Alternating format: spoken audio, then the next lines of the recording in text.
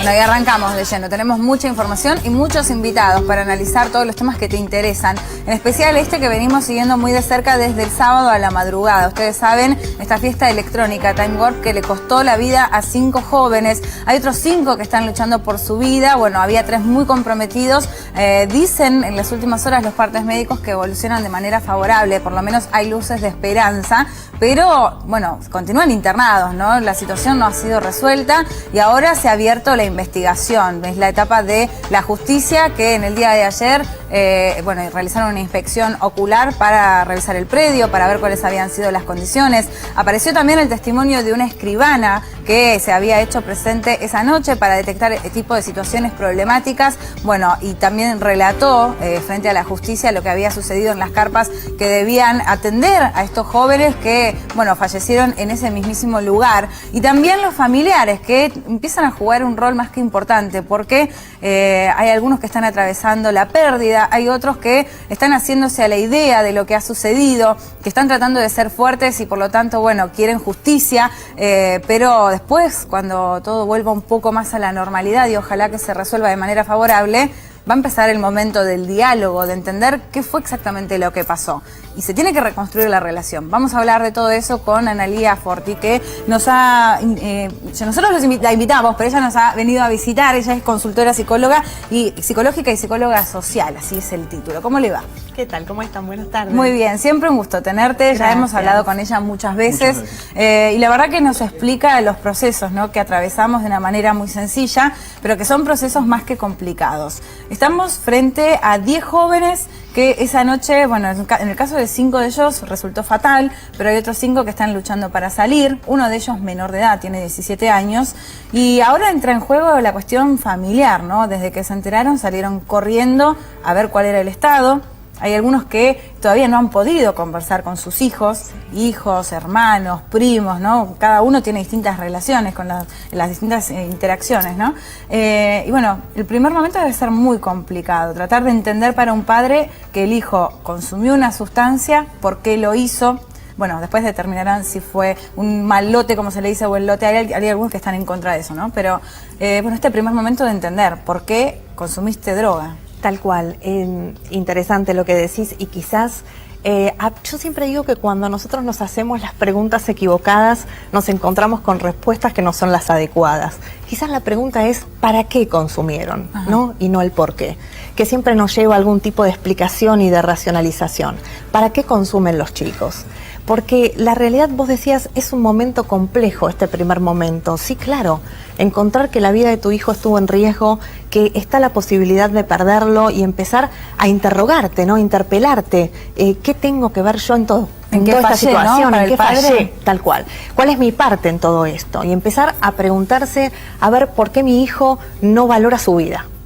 Esto abre una dimensión del problema que es totalmente apartada de la situación que tiene que ver con los controles del Estado y toda esta cuestión que es aparte.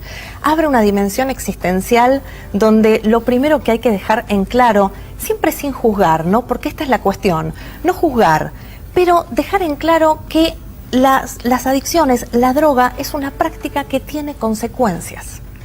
Tiene consecuencias.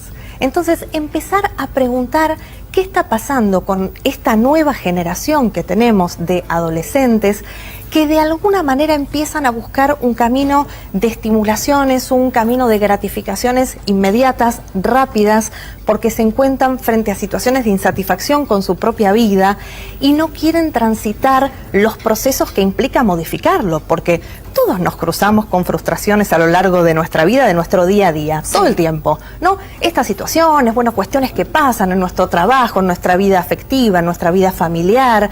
Cuando nosotros queremos modificarnos a nosotros mismos o modificar nuestra calidad de vida, tenemos que trabajar en nosotros y transitar procesos.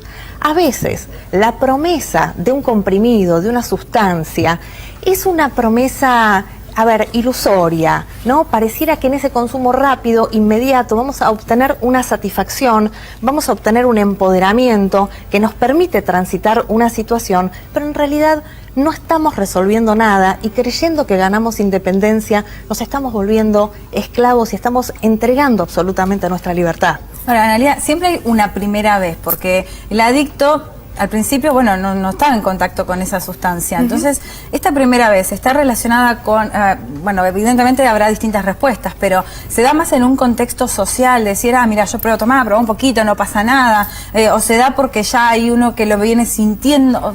¿Cuál es el contexto más general de esa primera vez? Sí, es interesante. Los contextos sociales influyen, por eso yo iniciaba con esta idea, ¿no? Sin el juicio, pero dejar claro que la droga es una práctica con consecuencias, porque a veces aparece esta idea de que no va a tener consecuencias, de que no pasa nada, que vos lo tomás y no pasa nada. Y la realidad es que cualquier fármaco tiene consecuencias diferentes, aún las drogas lícitas tienen consecuencias. Ahora, esa primera vez, ¿cómo aparece? A veces aparece en el grupo de pares, aparece en esta cuestión de omnipotencia que es muy adolescente. El adolescente cree que no le va a pasar nada, que digamos la muerte no es algo para él, entonces de pronto prueba para pertenecer, para generar esa pertenencia, quizás porque tiene situaciones de insatisfacción con su propia vida.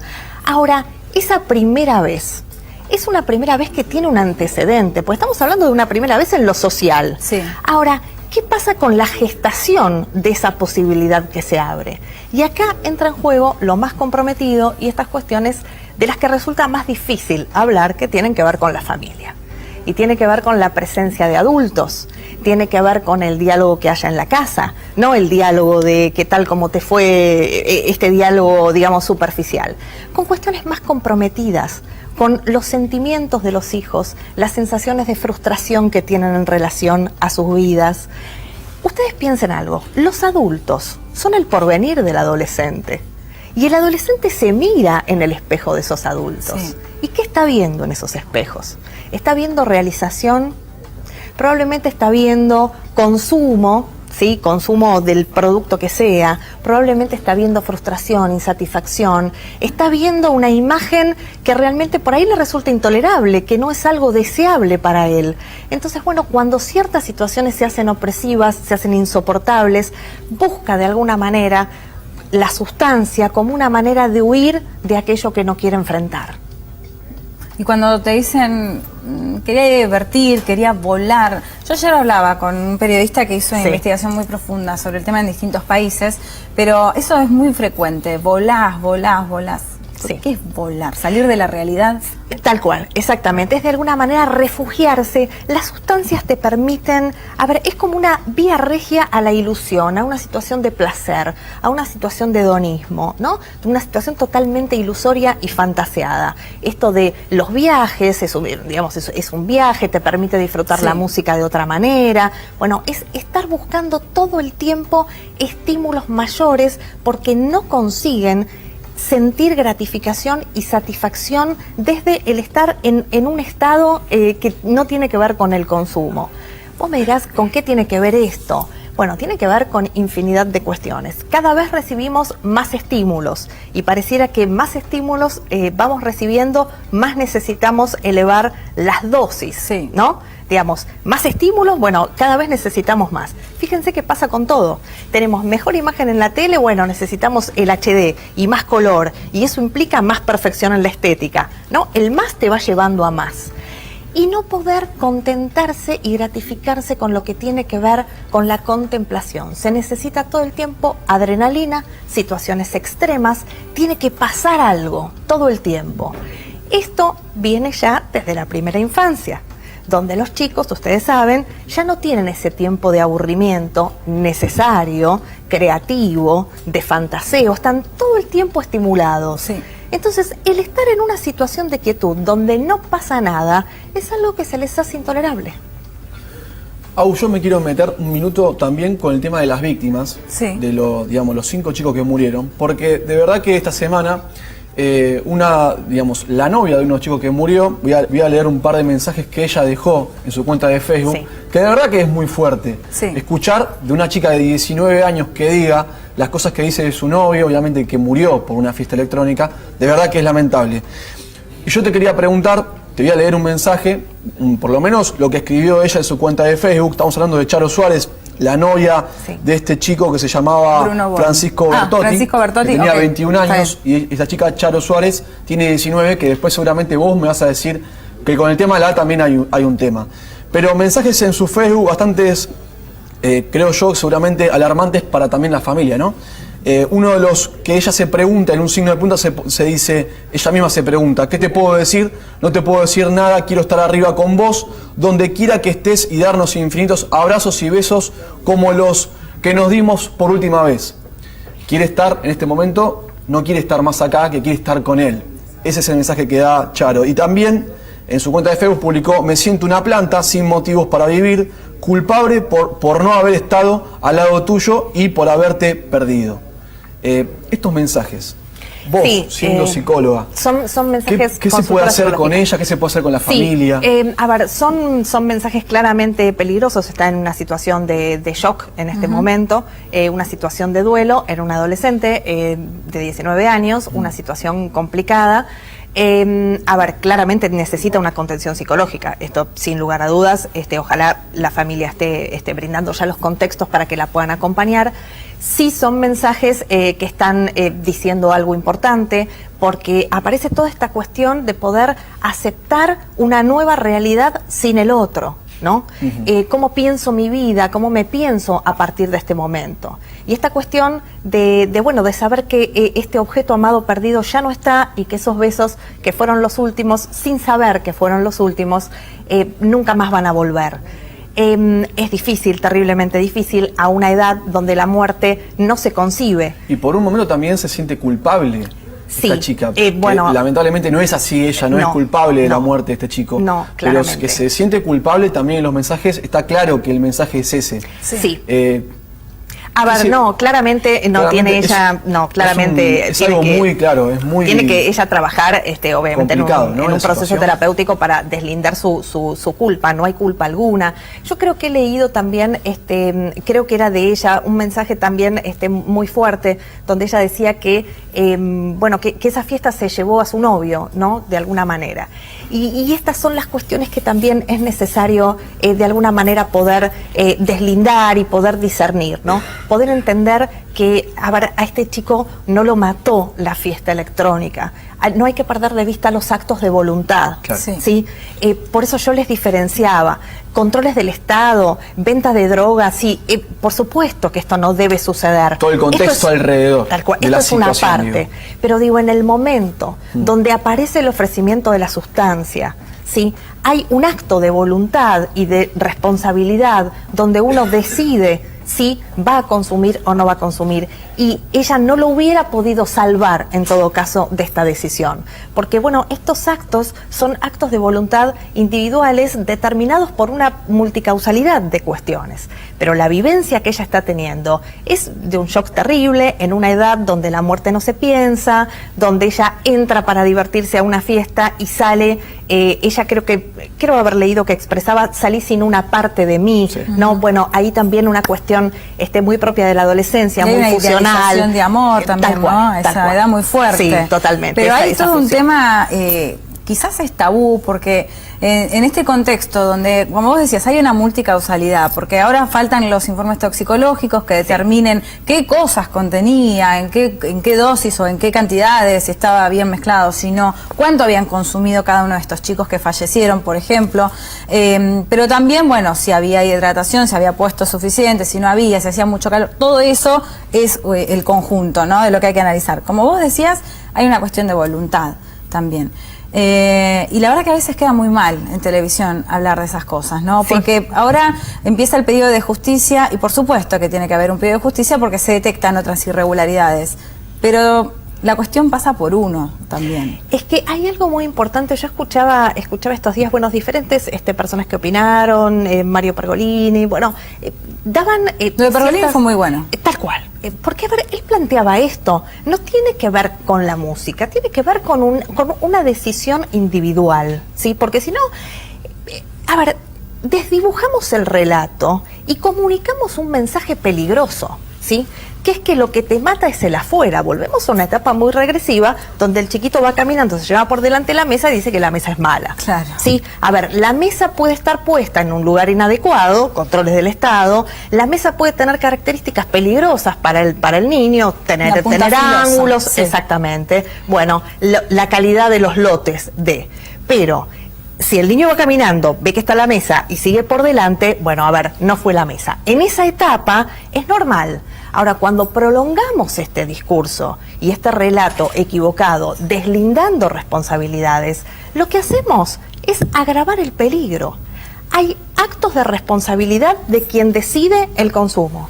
Hay actos de responsabilidad del contexto social, hay actos de responsabilidad del Estado y hay actos de responsabilidad parental y familiar. Hay un tema de responsabilidad familiar y por supuesto no quiero que se interprete mal lo que voy a decir, pero hay un chico de 17 años y a veces los padres no pueden contener a los chicos que quieren obstinadamente ir a un lugar. Todo el mundo sabe que esta fiesta estaba habilitada para mayores de 18 años.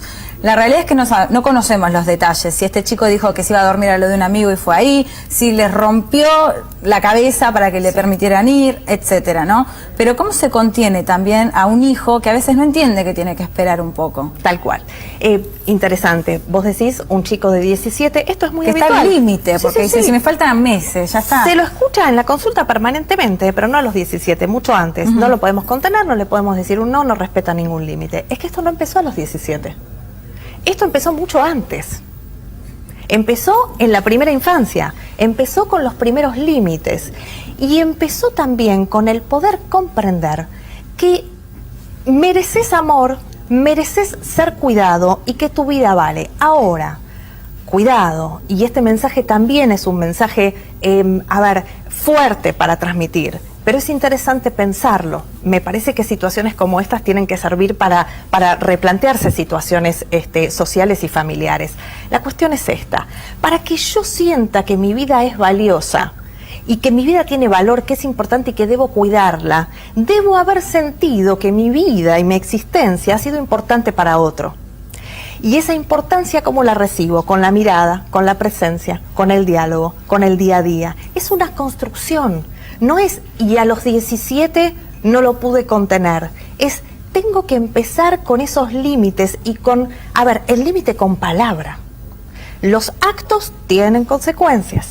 Cuando se empieza con esta educación desde la primera infancia, bueno, vamos a empezar a darnos cuenta que las generaciones pueden ir revirtiendo las conductas. Ahora, cuando desde la primera infancia se empieza con esta cuestión, y es habitual escucharlo, y no, mamás y papás, no, salió desabrigado porque hoy decidió que no se quería abrigar. ¿Cuántos años tiene? 6. Decidió. Y sí, decidió que no se quería abrigar. Bueno, pues a los 6 años un niño no está en condiciones de decidir si tiene que salir abrigado o no tiene que salir abrigado. Esta confusión de la independencia va generando que cuando vos tenés un hijo adolescente lo ves muy grande de cuerpo, porque crecen de cuerpo, pero siguen siendo todavía chicos que están en formación, que están adquiriendo valores, que tienen que aprender el establecimiento de prioridades, que están buscándose, que tienen que abrirse camino en un mundo muy difícil, muy complicado, con toda una cuestión digital y virtual que en otros contextos no existía. Tienen que abrirse el camino de su futuro y construir un proyecto de vida. Cuando no consiguen hacerlo, empiezan a construir un proyecto de muerte y ahí es donde entra la droga. Ya que estamos hablando de padres, quería preguntarte, Analía, porque hablamos de la novia de este chico, pero hablar también de los padres que sufren estas tragedias. Por ejemplo, el padre de este chico Francisco. Yo sé que es muy complejo, pero ¿qué se le podría decir a ese padre que pierde un hijo en estas situaciones? Puede ser en esta fiesta electrónica que fue lamentable o en alguna tragedia. ¿Cómo se trabaja con los padres? La pérdida de mi hijo es el dolor absoluto. Ya la muerte de un ser querido es un dolor absoluto, profundo y de los dolores más fuertes que un ser humano puede transitar. La muerte de un hijo es una situación terrible. De hecho, lo que siempre decimos, no tiene nombre, no hay manera de nombrar la muerte de un hijo. Es lo inesperado, está absolutamente en contra de la naturaleza. Cuando es producto de una situación, de un nivel de trauma como este, donde tu hijo salió, vos pensabas que iba a una fiesta y que dabas por hecho que iba a volver y no vuelve, la sensación, además del agravante de que es tu hijo, es de un vaciamiento, es de un arrancamiento, es de una absoluta pérdida de sentido de la vida. La pérdida más difícil, sin lugar a dudas. ¿Qué se le puede decir al papá? Parece redundante, pero necesita, sin lugar a dudas, ayuda terapéutica, contención emocional y empezar a buscar y a reconstruir un nuevo sentido para su vida a partir de esta circunstancia. Un sentido que pueda resignificar la muerte de su hijo. Porque si no, se hace muy difícil seguir adelante. Y ese apoyo que vos me decís, ¿el gobierno de una ciudad está preparado como para poder soportar o tener, en este caso, un equipo de psicólogos para apoyar, en este caso, a las familias y las tragedias que pasan? Porque yo no me enteré que de ninguna familia digan, sí, vinieron un apoyo psicológico del gobierno de la ciudad, en donde creo yo que es la primera instancia en la que vos tenés que, en este caso, tal cual, instalarte, ¿no? En lo que es la parte psicológica. Mira, me haces una pregunta que es realmente muy interesante. En todo lo que tiene que ver, por lo menos desde mi experiencia, con violencia de género, con situaciones de catástrofes sociales y este tipo de circunstancias que son terribles, no pareciera haber, no digo que no lo haya, digo que no hay en cantidad suficiente, en organización eficaz y de una manera efectiva todos los dispositivos que podría haber y que de hecho, interesante es que hay muchísima disponibilidad porque no se necesitan solamente psicólogos sociales, consultores psicológicos, counselors que están también para una de esas instancias acompañando, acompañantes terapéuticos. Hay muchos dispositivos muy interesantes que se pueden articular para poder acompañar y para dar una respuesta desde el Estado. Vos me preguntás, bueno, me parece que los hechos dejan a la vista y dan la respuesta por sí mismos, ¿no? Interesante también proponerse seriamente y con compromiso trabajar sobre estas cuestiones, porque me parece que también esa es parte de la responsabilidad del Estado y es parte de, como la familia tiene que cuidar a los hijos, el Estado debe cuidar a sus ciudadanos. Y hay otra pregunta con respecto a los padres. A ver, se me ocurre, no soy madre, pero se me ocurre cómo podría llegar a suceder. De repente estás limpiando la habitación de tu hijo, encontrás en un cajón unas pastillas. ¿Qué es esto? A los gritos, ¿no? Ahora, esta situación los ha dejado internados. A los que tuvieron la suerte de que no tuvieron un final fatal, quedaron internados luchando por su vida. Entonces, me imagino que va a ser, mi amor, ¿cómo estás? Va a ser despacito, ¿no? Sí. Pero ¿cómo tiene que ser esa aproximación, ese abordaje, esa conversación? Bien, ahí porque la primera va a ser de una manera, bueno, de cómo estás, clínico, ¿no? Sí. Pero cuando te vas a tu casa ya la charla tiene que ser otra, ¿no? Tal cual.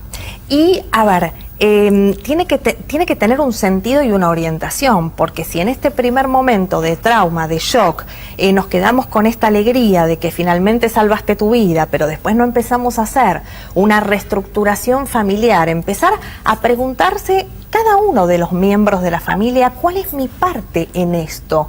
Porque todos tenemos parte en lo que sucede en nuestra vida. Todos tenemos parte. Ante una situación que te pasa, debes preguntarte cuál es mi parte de responsabilidad en todo esto. Ahora, si se empieza a hacer una reestructuración, si aparece el diálogo, si empiezan a plantearte estas cuestiones, ¿qué no estuvimos mirando? ¿Qué sentido este hijo no está pudiendo encontrarle a su vida? Porque, para que uno pueda vivir su vida, tiene que encontrar un propósito. ¿Sí? Tenés que encontrar un sentido, algo que le dé significación. Bueno, este trabajo también se construye a través del diálogo. ¿Cómo vamos haciendo los aprendizajes de la vida? Los aprendizajes, los académicos y los aprendizajes de la vida. A través de un otro que nos interpela, no a través del celular o a través de la computadora. Bueno, Ana María, hay otros casos, no necesitamos llegar a estos finales para empezar a tomar conciencia, pero hay muchos padres que tienen una lucha diaria en su casa con hijos que no logran vencer esta adicción. ¿Cómo tiene que ser ese abordaje? Porque también imagino que ahí debe haber mucha frustración para los padres, no entender, quizás replantearse, porque creo que hice mal para que vos me hagas esto, puede surgir esa pregunta, ¿no? Bueno, ahí está. Muy interesante la pregunta. La primera cuestión es deslindar esto. No se los hacen a los padres, ¿sí? Se lo hacen a sí mismos.